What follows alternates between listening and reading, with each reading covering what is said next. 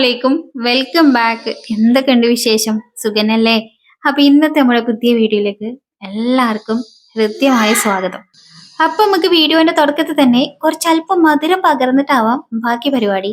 ഇന്നിപ്പോ ഞാൻ ഉണ്ടാക്കുന്നത് ബ്രെഡ് പുഡിംഗ് ആണ് കേട്ടോ. അപ്പോ ബ്രെഡ് ഞാനൊരു 4-5 എണ്ണം ഒരു പാത്രത്തേക്ക് കട്ട് ചെയ്തെടുക്കണേ. പാത്രം ചെറുതായപ്പോ ഞാനൊന്ന് മാറ്റി കൊടുത്തിട്ടുണ്ട് കേട്ടോ. ഇനിയൊക്കെ ഒരു 3 മുട്ടയാണ് ഞാൻ പൊട്ടിച്ചു വെച്ചെടുക്കുന്നത്. ഞാൻ ഇന്ന് ബ്രെഡ് ഉണ്ടാക്കുന്നത് അഗാരോന്റെ എഗ് ബോയിലറിലാണ് കേട്ടോ. അപ്പൊ മുട്ടയും പിന്നെ ഒരു ഗ്ലാസ് പാലും പിന്നെ ആവശ്യത്തിന് പഞ്ചസാരയും ഒക്കെ ഒന്ന് ചേർത്തിട്ട് മിക്സിന്റെ ജാർക്ക് ഇട്ടിട്ടാണ് അടിച്ചെടുക്കണേ. മിക്സിന്റെ ജാർക്ക് ഒന്നിച്ചിട്ടാലും മതി. വെറുതെ ഞാൻ നിങ്ങൾക്ക് കാണാൻ വേണ്ടിയിട്ട് വേറൊരു പാത്രത്തേക്ക് ആക്കിയതാണ് കേട്ടോ. നിങ്ങൾ ചെയ്യുമ്പോൾ ഒരൊറ്റ ജാർക്ക് ഇട്ടിട്ടാണ് ചെയ്താൽ മതി. അതാകുമ്പോൾ ഇതേപോലെ വേറെ പാത്രം എന്താക്കൊന്നും വേണ്ടല്ലോ. എന്തായാലും ആ പാത്രം നമുക്ക് ആവശ്യമുണ്ട് കേട്ടോ. അരിച്ചു വെച്ചെടുക്കാൻ എന്തായാലും അത് ആവശ്യമുണ്ട്. എന്തായാലും ഇതൊന്ന് അരച്ചെടുത്ത് കൊണ്ടുവന്നിട്ട് ഞാൻ തൽക്കാലികം നമുക്ക് ഓരോ സൈഡൊക്കെ ഇങ്ങനെ മാറ്റിയേക്കാം. വേറെയും കുറച്ച് പണികളൊക്കെ ചെയ്യാനുണ്ട്. അപ്പൊ ഞാൻ പറഞ്ഞില്ലേ ഈ ഒരു എഗ് ബോയിലറിലാണ് കേട്ടോ ഞാൻ ഉണ്ടാക്കുന്നത്. ഇതിന്റെ കൂടെ ഒരു സാധനം ഉണ്ട്. ആ സാധനത്തിൽ വെച്ചിട്ടാണ് ഉണ്ടാക്കുന്നത്. ഇനി ബാക്കി നമുക്ക് ഇതിൽ വേറൊരു പാത്രത്തിൽ ഉണ്ടാക്കാൻ പറ്റുമോ എന്നുള്ള ഒരു നിരീക്ഷണം കൂടി ഞാൻ നടത്തുന്നുണ്ട്. സക്സസ് ആവുകയാണെങ്കിൽ ഞാൻ പറയാം. നെയ്യ് കുപ്പിയാണ് എടുത്തത്. അതിലൊരു ഇത്തിരി അടിയുന്ന ഒരു വരണ്ടി കൂട്ടിയെടുക്കാൻ കുറച്ച് നെയ്യുണ്ട് കേട്ടോ. അപ്പൊ ആ നെയ്യ് ഞാൻ ഇതിക്കൊന്ന് തടവി കൊടുക്കുകയാണ്. ഈ ഒരു എഗ് ബോയിലറിന്റെ ഒപ്പമുള്ള ഈ പാത്രത്തിൽ നമുക്ക് ഇഡ്ഡലി പിന്നെ മുട്ട പൊട്ടിച്ചും അങ്ങനെയൊക്കെ പുഴുങ്ങിയെടുക്കാൻ വേണ്ടിയിട്ട് പറ്റും കേട്ടോ. പക്ഷെ ഇതിനടിയിൽ എണ്ണയാക്കി കൊടുത്തിട്ടില്ലെങ്കിൽ അതിന് നമ്മൾ വിചാരിച്ച പോലെ ഇങ്ങോട്ട് വിട്ട് കിട്ടൂല. അതാണുള്ള പ്രശ്നം. അപ്പോൾ അതിക്ക് എണ്ണയൊക്കെ തടവിയെടുത്തു. പിന്നെ ഞാൻ നമ്മളെ സാധനം ഉണ്ടല്ലോ മിക്സിയിൽ അരച്ചെടുത്ത സാധനം അരിച്ചെടുത്ത് മാറ്റി വെച്ചിരിക്കണേ. ഇനിയിപ്പോൾ കുറച്ച് ക്യാരമൽ ഉണ്ടാക്കിയെടുക്കണം. ക്യാരമൽ ഉണ്ടാക്കാൻ ഞാൻ അത്ര വലിയ അഗ്രഗണ്യൊന്നും അല്ലാത്തതുകൊണ്ട് അതൊന്നും ഫുള്ളായിട്ട് ഞാൻ വീഡിയോ എടുത്തിട്ടൊന്നുമില്ല. കാരണം എനിക്കൊരു പേടിയില്ല. വീഡിയോ എടുത്ത് വരുമ്പോൾ തന്നെ ഇതിലേറെ കരിഞ്ഞ് പുറ്റായാൽ പിന്നെ ഞാൻ വെറുതെ അയിമ്മ പണിയെടുത്തതാവും. അപ്പോൾ നമ്മൾ ആ ഒരു പാത്രം ഉണ്ടല്ലോ അതിൽ കുറച്ചും ബാക്കിയുള്ളത് ഞാൻ വേറൊരു പാത്രത്തിൽ വെച്ചിട്ട് ഇതിൽ പുഴുങ്ങ വിചാരിച്ചിട്ടൊക്കെ ഒഴിച്ച് വെച്ചിരിക്കണം കേട്ടോ. പിന്നെ ഈ ഇതിൻ്റെ കൂടെ തന്നെ ഒരു സാധനം ഉണ്ട്. എനിക്ക് വെള്ളം ഒഴിക്കാനുള്ള ഒരു കപ്പ്. ആ കപ്പിനനുസരിച്ചിട്ട് വെള്ളം അന്ന് ഒഴിച്ചിട്ട് ഇത് അടച്ചു വെച്ചാൽ മതി. വേണമെന്നുണ്ടെങ്കിൽ ആ ഒരു സാധനം അലൂമിനിയം ഫോയിൽ വെച്ചിട്ടൊന്ന് കവർ ചെയ്യാം കേട്ടോ. അപ്പം എനിക്ക് ഡയറക്റ്റ് വെള്ളമൊന്നും വീയൂല. ഇതിൻ്റെ അടുത്ത് അലൂമിനിയം ഫോയിലൊന്നും ഇല്ല. എനിക്കാണെങ്കിൽ അങ്ങനത്തെ സാമഗ്രികളുണ്ടായിട്ട് വലിയ പണിയെടുക്കലൊന്നും അറിയില്ല. അതുകൊണ്ട് ആ സാധനമൊന്നും എൻ്റെ അടുത്തില്ല കേട്ടോ. പിന്നെ അത് വാങ്ങി വെച്ചതിന് ശേഷം ഞാനിതാ ഈ പാത്രത്തിലുള്ളത് വെച്ചെടുത്തിട്ടുണ്ടെങ്കിൽ അതിക്ക് പിന്നീട് ഞാൻ വീണ്ടും ആ ഒരു സ്റ്റീം ചെയ്യാനുള്ള വെള്ളം ഒഴിച്ചെടുത്തിട്ടുണ്ടെങ്കിൽ പക്ഷെ ആ വെള്ളം കഴിഞ്ഞ് കെറ്റിൽ ഓഫായിട്ട് അത് വന്നിട്ടുണ്ടായില്ല കേട്ടോ. അപ്പം ഞാൻ വീണ്ടും വെള്ളം ഒഴിച്ച് കണ്ട് വീണ്ടും വേവിച്ചെടുക്കുകയാണ് ചെയ്തിട്ടുണ്ടെങ്കിൽ അത് അപ്പോഴത്തേന് അത് വെന്ത് വരുമ്പോഴേക്കും ഇതിൻ്റെ ചൂടൊക്കെ ആറിയിട്ടുണ്ടെങ്കിൽ കേട്ടോ. അപ്പം ഈ സൈഡൊക്കെ ഒന്ന് വീടിച്ചിട്ടേ ഇതൊന്ന് എങ്ങനെയുണ്ട് മട്ടൻ നോക്കാനാണ്. കുറേ ദിവസമായിട്ട് ഞാൻ പ്രത്യേകിച്ച് സ്നാക്സും കാര്യങ്ങളൊന്നും ഉണ്ടാക്കലില്ല. പിന്നെ ബ്രെഡിൻ്റെ കാര്യത്തിൽ ഒരു തീരുമാനം എടുക്കണം എന്ന് തോന്നിയപ്പോൾ പിന്നെ ഞാൻ അങ്ങനെ ഉണ്ടാക്കിയതാണ് കേട്ടോ. സംഗതി ഞാൻ 4 തട്ടിപ്പൊത്തിയൊക്കെ എടുത്തിട്ടുണ്ടെങ്കിൽ കാണാൻ നല്ല ലുക്കൊക്കെ ഉണ്ട്. കഴിക്കാനും എന്താ മട്ടാവും കേട്ടോ. അപ്പൊ ഞാൻ ആദ്യം തന്നെ അതൊന്ന് കഴിച്ചൊക്കെ നോക്കിയിട്ടുണ്ടെങ്കിൽ കേട്ടോ വലിയ കുഴപ്പമൊന്നുമില്ല. നല്ല അടിപൊളിയായിട്ട് തന്നെ. അത് കഴിഞ്ഞ് കുറച്ച് കഴിഞ്ഞപ്പോൾ തന്നെ നമ്മളെ മറ്റേ പാത്രത്തിൽ വെച്ചതും റെഡി ആയിട്ടുണ്ടെങ്കിൽ കേട്ടോ. ഇത് തട്ടിയെടുക്കാൻ വലിയ പ്രയാസമൊന്നുമില്ലെങ്കിൽ പെട്ടെന്ന് തന്നെ പോന്നിട്ടുണ്ടെങ്കിൽ കേട്ടോ. മറ്റേ ഇതിൽ തട്ടിലുള്ളത് കുറച്ചൊന്ന് ഇതുണ്ടായിനി ചൂടാറിനീന് മുന്നേ എടുത്തോണ്ടേക്കാനും. പക്ഷെ ഇത് അടിപൊളിയായിട്ട് തന്നെ കറക്റ്റ് ആയിട്ട് തന്നെ കിട്ടിക്കണം കേട്ടോ. ഞാനേ നല്ല കട്ടിയുള്ള സ്റ്റീൽ പാത്രത്തിലാണ് ക്യാരമൽ ഉണ്ടാക്കിയത്. അപ്പൊ അതുകൊണ്ട് തന്നെ ക്യാരമൽ ഒരു ഇത്തിരി കരിഞ്ഞിരിക്കണം. ഇത്ര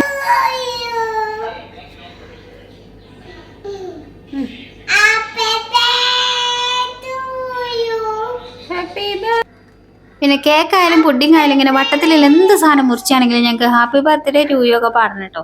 ആ പറഞ്ഞ ആള് അതൊന്നും തിന്നിട്ടും ഉണ്ടായില്ലേ. പിന്നെ കോയൽക്കിണറിനെ കുറിച്ച് ഞാൻ എന്നാ വീഡിയോ ചെയ്തപ്പോൾ കുറേ സംശയങ്ങളൊക്കെ ചോദിച്ചിട്ടുണ്ടേനെ. അപ്പം അതിന് എനിക്ക് പറ്റുന്നതിനൊക്കെ ഒരു ഉത്തരം ഞാൻ പറഞ്ഞുതരാം കേട്ടോ. അപ്പം വെള്ളം ഇപ്പം എങ്ങനെയുണ്ട്, വെള്ളം ഉണ്ടോ എന്ന് ചോദിച്ചിട്ടുണ്ടെങ്കിൽ വെള്ളം അൽഹംദുലില്ലാ നല്ല പോലെ വെള്ളം ഉണ്ട് കേട്ടോ. നമ്മൾ ആദ്യത്തെ നമ്മൾ 100 അടിക്ക് വാങ്ങിയ പൈപ്പ് തന്നെയാണ് കേട്ടോ ഇതിലേക്ക് ഇറക്കിക്കണേ. എക്സ്ട്രാ നമ്മൾ പൈപ്പൊന്നും വാങ്ങിയിട്ടില്ല. പക്ഷേ നല്ലപോലെ വെള്ളം കണ്ടതുകൊണ്ട് ഈ കാരം വെള്ളം ഇതിലേക്ക് ഇങ്ങനെ വലിച്ചെടുത്തിട്ടാവും വെള്ളം നല്ലപോലെ വരുന്നുണ്ട് കേട്ടോ. ഒരു 1-1.5 മണിക്കൂർ ഇട്ടാലും മോട്ടർ ഇട്ടാലും വെള്ളം നിൽക്കാതെ വന്നുകൊണ്ടിരിക്കുകയാണ് കേട്ടോ. മോട്ടർ ഇപ്പൊ ഞങ്ങൾ ടാങ്കൊക്കെ ഒന്നും ഉപയോഗിച്ചിട്ട് തുടങ്ങിയിട്ടില്ല. ഇപ്പൊ ഞങ്ങൾ വെള്ളം വെറുതെ അടിച്ച് കളയലാണ് കേട്ടോ ചെയ്യല്.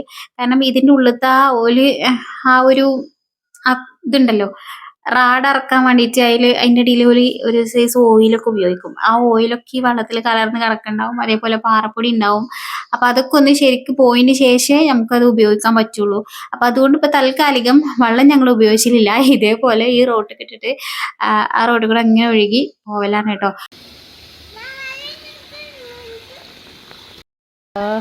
ചെടിന്റെ ഒക്കെ അവസ്ഥ നമ്മൾ കിണർ കുത്തി കഴിഞ്ഞിട്ട് പിന്നെ മഴയൊന്നും പെയ്തിട്ടില്ല. അതാണ് ഇതിന്റെ മുകളിലൊക്കെ ഈ പാറപ്പൊടി ഇങ്ങനെ കിടക്കുന്നത് കേട്ടോ. ഇനി ഒരു മഴയൊക്കെ പെയ്താല് ഇതിമത്ത് ആ പൊടിയൊക്കെ പോയിട്ടൊന്ന് നല്ലപോലെ ഉഷാറായിട്ട് വരും. പിന്നെ ചിലരൊക്കെ കമന്റ് ചെയ്തിട്ടുണ്ടായിരുന്നു, എന്തിനാ കുഴൽക്കിണർ അടിച്ച് ഇനി കാണാൻ എന്റെ ക്ലോസറ്റ് ഒക്കെ മഞ്ഞ ക്ലോസറ്റ് ആകും എന്നൊക്കെ പറഞ്ഞ് കുറെ ആളുകൾ ആശംസകളൊക്കെ അറിയിച്ചിട്ടുണ്ട് കേട്ടോ. എനിക്കറിയാം എന്തായാലും അങ്ങനെയൊക്കെ വരും എന്നുള്ളത് എനിക്കറിയാം. പക്ഷേ നമ്മളെ സാഹചര്യം അങ്ങനെ ആയതുകൊണ്ട് നമുക്ക് കുഴൽക്കിണർ അടിച്ചേണ്ടി വന്നതാണ് കേട്ടോ. പലരും പറഞ്ഞിട്ടുണ്ട് ഇനി എന്തിനാണ് എത്ര കഷ്ടപ്പെട്ടാലും എനിക്ക് സാധാ കിണർ കുത്തിയാ പോരേനോ എന്നുള്ളത്. നമുക്ക് ഇവിടെ 27 അടിയിൽ പാറ കണ്ടുകണ്. പിന്നെ ഓരോ സ്ഥലത്തും പാറക്ക് വ്യത്യാസം ഉണ്ടാവും. അപ്പൊ അതേപോലെ തന്നെ ഇവിടുത്തെ പാറ കുറച്ച് കട്ടുകട്ടില്ല പാറയാണ്. അപ്പൊ അത് കുഴൽക്കിണർ അടിച്ചപ്പോ തന്നെ നമുക്ക് മനസ്സിലാവണ്ടേ ആ കുഴൽക്കിണറിന്റെ റാഡ് ഇറങ്ങാൻ തന്നെ ഭയങ്കര പ്രയാസമാണ് കേട്ടോ. ഇങ്ങനെ കരേ കരേ കരേ എന്നൊക്കെ പറഞ്ഞിട്ട് ഇങ്ങനെ ഇറങ്ങുന്നത് കാണുമ്പോ തന്നെ നമുക്കൊരു ഇടങ്ങേറായിന് കേട്ടോ. അത്രക്കൂരം കട്ടി ഉള്ള ഒരു പാറയാണ് ഞമ്മളത്.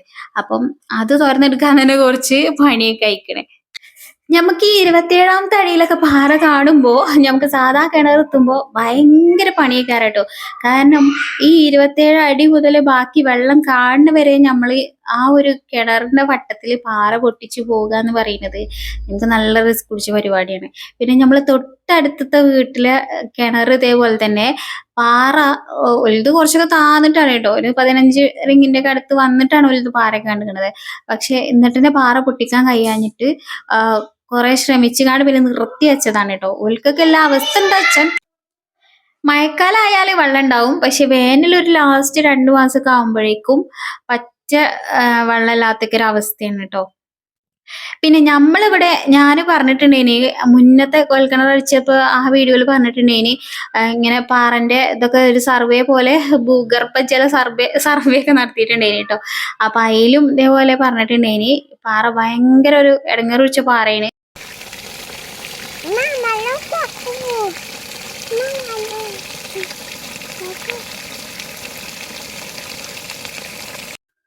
അതായത് ഓരോ സ്ഥലത്തും പാറക്ക് വ്യത്യാസം ഉണ്ടാവും. ചിലതൊക്കെ ഇങ്ങനെ ആ ഒരു മാർബിൾ പോലത്തെ അങ്ങനത്തെ പാറ ഉണ്ടാവും കേട്ടോ.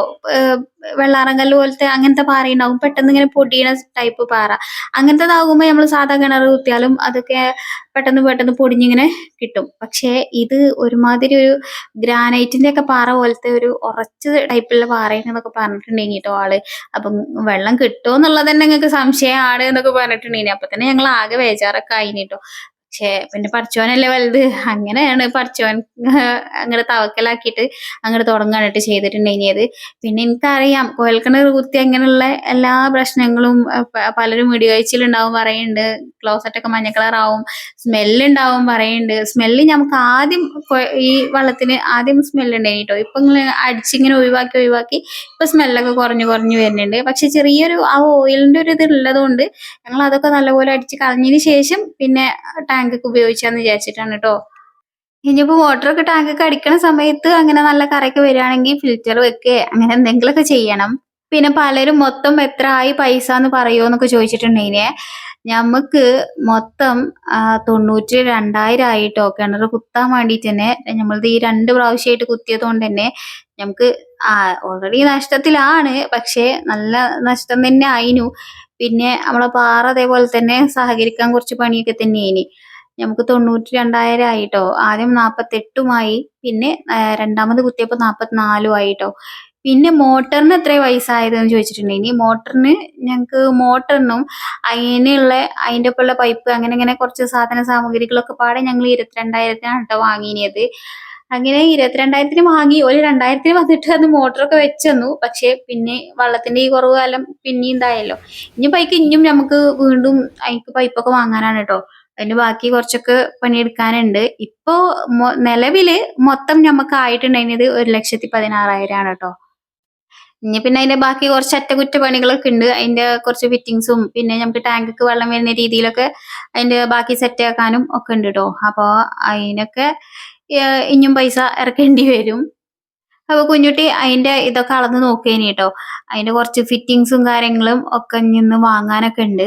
പിന്നെ കുറച്ച് വയറ് വാങ്ങാനൊക്കെ ഉണ്ട്. അപ്പൊ അതിന് കുറച്ച് കഴിഞ്ഞിട്ട് ഞങ്ങൾ ഉച്ച കഴിഞ്ഞിട്ട് ഒന്ന് ഇടയ്ക്കര പോവാണ്ട്. അപ്പൊ ആ പോണ സമയത്ത് വാങ്ങണം. അതിന് വേണ്ടിയിട്ടൊക്കെ അളവൊക്കെ എടുത്ത് നോക്കണേ. സാധാ കിണറ്റത്തെ മോട്ടറൊക്കെ ആണെങ്കിൽ അത് കുഞ്ഞുട്ടി തന്നെ ഒറ്റയ്ക്ക് ചെയ്യലാണ് കേട്ടോ. അതിന് നമുക്ക് വേറെ പുറത്തുനിന്ന് ആളെ വിളിക്കേണ്ട ആവശ്യമൊന്നും ഉണ്ടാകലില്ല. കാരണം ഇതിപ്പോ കുഴൽക്കിണറായതുകൊണ്ട് കുഞ്ഞുട്ടിക്ക് ഇതിന്റെ യാന്ത്രിക പ്രവർത്തനങ്ങളെ കുറിച്ചിട്ടൊന്നും വലിയ ഐഡിയ ഇല്ല. അതുകൊണ്ടാണ് കേട്ടോ ഇതിന് നമുക്ക് വേറെ ആളെ ആവശ്യം വരുന്നത്. പിന്നെ ഇന്ന് ഇടയ്ക്കിടയ്ക്ക് പോണതിന് വേറെയും കാരണങ്ങളുണ്ട്. മക്കളെ യൂണിഫോം അടിച്ചാനുണ്ട്.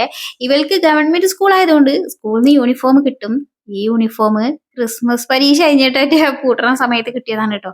പക്ഷേ ഇതുവരെ ഞാൻ അടിച്ചിട്ടില്ലേ. എപ്- അന്ന് ഞാൻ വിചാരിച്ച് സ്കൂൾ പൂട്ടാനാകുമ്പോഴത്തേന് അടിച്ചണം ഉള്ളത്. പക്ഷേ പിന്നെ വിചാരിച്ചു ഇനി സമയമുണ്ടല്ലോ, 2 മാസം ഉണ്ടല്ലോ, അപ്പൊ പോകാം ഇപ്പൊ പോകാം അങ്ങനെ പോകാം എന്നൊക്കെ പറഞ്ഞ് നീണ്ട് ഇനിയിപ്പോൾ ആകെ 10 ദിവസം ഉള്ളൂ സ്കൂൾ തുറക്കാൻ. അപ്പൊ ഇനി വേഗം കൊണ്ടു കൊടുക്കട്ടെ കേട്ടോ.